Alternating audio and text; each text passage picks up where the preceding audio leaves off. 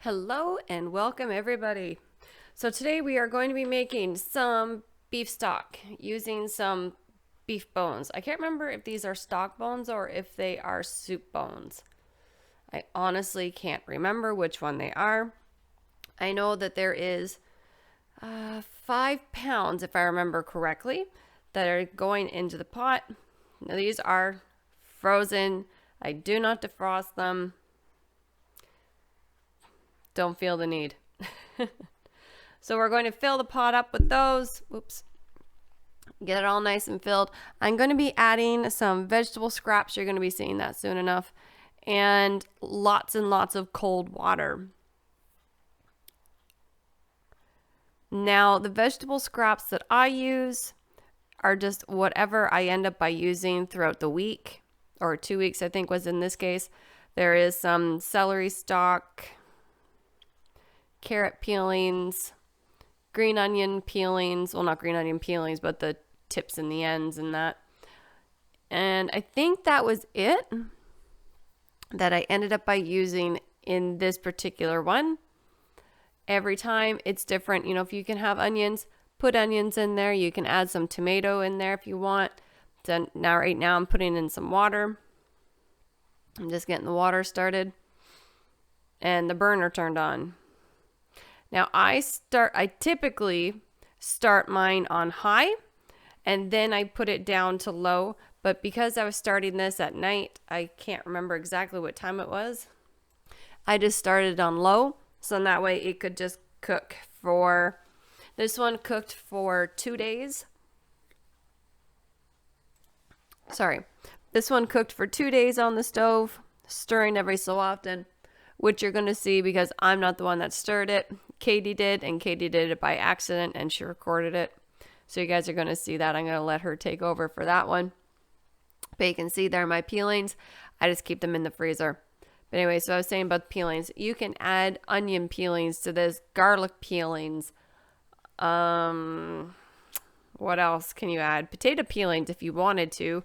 I personally don't, just because with potato peelings, I find it gives a little bit of a weird texture flavor. I don't know. I can't really explain it.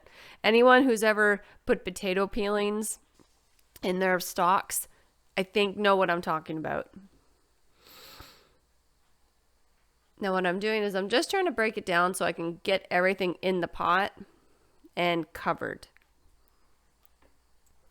So it can fit in the pot because that's what we need. Sorry guys, I gotta keep pausing this video while I'm doing it. So yes, lots of water, whatever vegetables you want to use, bones. You want that marrow on there. You can roast them if you want. I personally just don't notice any difference between them. Normally, I would add apple cider vinegar as well. I forgot to this time, but because of how long I cooked them for, I honestly wasn't too worried about it. And I do add spices to this. Okay, that's what I'm doing now. I add a good amount of salt. Normally about 2 tablespoons minimum. And then I add some bay leaves. Is that the next one I add? Oh, I'm going into the cupboard. I add, what am I getting? Okay, peppercorns. I add a good tablespoon of that. Whole peppercorns, not crushed pepper. No, peppercorns. Gotta be the whole ones. Gotta get the oil and everything else in there. And I always fight with that bag because there's always that one or two that do not want to go into the bag.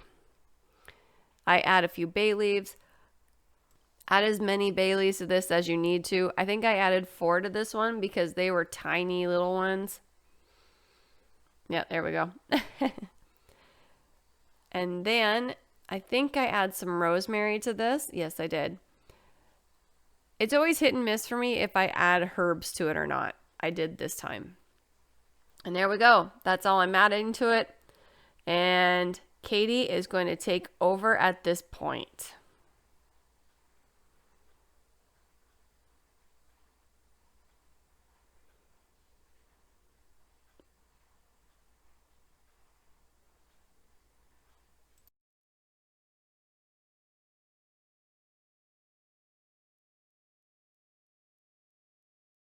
Hello everybody. I am taking over the rest of the video, and I don't know if I should done this too many times to remember how many times I've done this. I don't know how to delete anything either because this isn't my camera.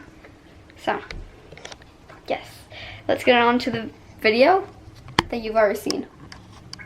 I don't know if I'm supposed to like delete it. Okay. Nor do I know if this is what I'm supposed to stir. So, that's even better. Hopefully this is what I'm supposed to stir. Oh, that's nice and greasy.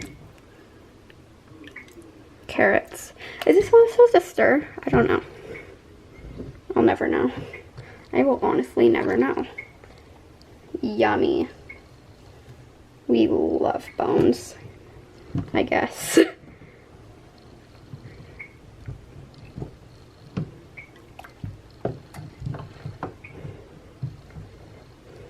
She said this was a soup. This does not look like a soup to me. That looks good enough to be stirred. There we go. Now my hands are all greasy. Okay, guys. So I really hope that was what I was supposed to stir, because I honestly don't know. Because there's a soup right here. But this is like kettle soup. I don't know. It's the soup that we're gonna eat today. So I don't know if I'm supposed to stir these bones, or the actual soup. But they're both soups. So hopefully this is what I did right, and enjoy probably a voiceover because she probably won't keep it. It's like blurred. There we go. Goodbye! I don't know what I'm supposed to do, nor how to turn this off, so. Awesome. Okay, so you're back to me now. Sorry, I had to. It was so cute. Now, what I like to do is I strain it through just a strainer. We'll get all those little bits out in like 5 seconds. You're going to see. I just figured I'd show you guys that part first. Then, so I let it sit for a while to make sure I get everything out. That was all the bones and the uck out of it. Now I have a fine mesh strainer there, which I'm going to pour through again. Now this is going to get all those little tiny bits out. I used to do the cheesecloth or the pillowcase. I don't anymore because it is way too too much work involved. Unless you're pouring it through piping hot, that's the only way that's going to work. Now you can see that nice layer of grease on there. Oh yes. Oh yes, it stays through the canning process too, because I do not skim it off. I don't remove it. I remove it if I don't need it for when I'm cooking. Because depending on what I'm making, I may want that fat. I may not. You know, it's hit or miss. And plus, being in Canada, stock, soup, you want that fat to help your body stay warm. Now I'm just straining it through. I thought I sped through this. Apparently I didn't. I'm just making sure. I'm making sure that you guys can see this. This is what I do. I clear it right out. Oh, maybe that's why I didn't speed it through, because it didn't take me all that long.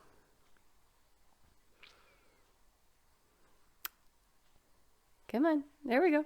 We can do it. We can do it. There we go. Yay! Now it's through. Now you can see there's a fair little bit of uck that's left in there. And, oh, I'm going to have to fix that because I can still hear sound from the actual video. That's okay. You guys won't by the time I'm done. Now what I'm going to do is move it over to the stove, or move it over just a little bit, sorry, so I can can it. And like I said, I did not strain the fat. What I do is I stir it around, so then this way I can get a little bit of fat in each jar. Now normally by the time I get to the bottom of the pot, that's a whole nother ballpark. I normally end up with one jar that's a lot of fat, very little broth, which is quite okay. I just save that one for different things. Now we're going to wipe the rim. You want to use some nice hot water. You can use vinegar for this.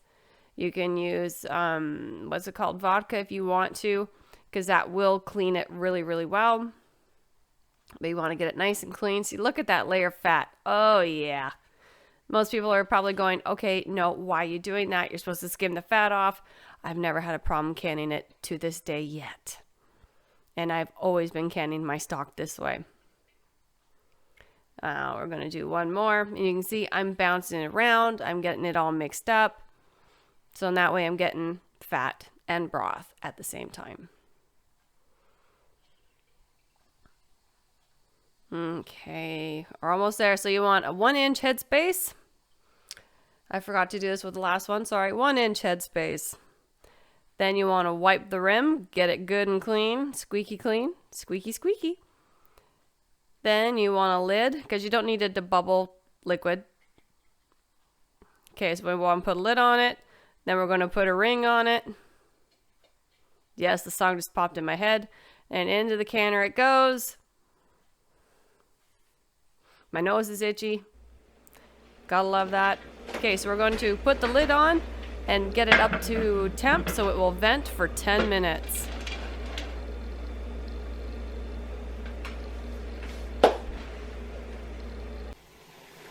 Okay, now it's venting. Now we're going to let this go for 10 minutes.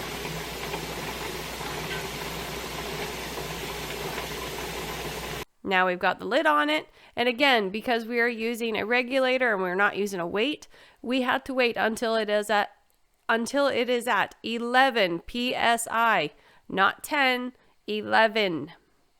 Now for beef, we can it for 20 minutes, and that's for pints. All right, so it's done. I have opened it. I've let it air it out. Now we're going to take them out. Now, as you guys can see, I ended up with 12, 13, 14, 14 pints of beef stock, and every single one of them sealed. No issues. So you don't have to worry about making sure you get every single ounce of that fat off of there because the canning book says it's not going to seal or something's going to happen. I think they just tell you that because honestly it grosses a lot of people out to see the fat in there. But again, totally up to you how you want to do that. But here we go. We're getting the jars out. I do my best not to tilt them, guys, but that hood range above it, I had to tilt them just so I can pull them out. But I'm loving the fact that my counter is right beside my stove, so I can just, from the canner to the counter, instead of walking halfway across my kitchen to put them down. So this part is nice. So there we go. So I hope you guys enjoyed the video. I hope you guys enjoyed Katie's little blubber that was in there. It was too funny not to add in. And I hope you guys have a good one. And I will talk to you again really soon. Bye.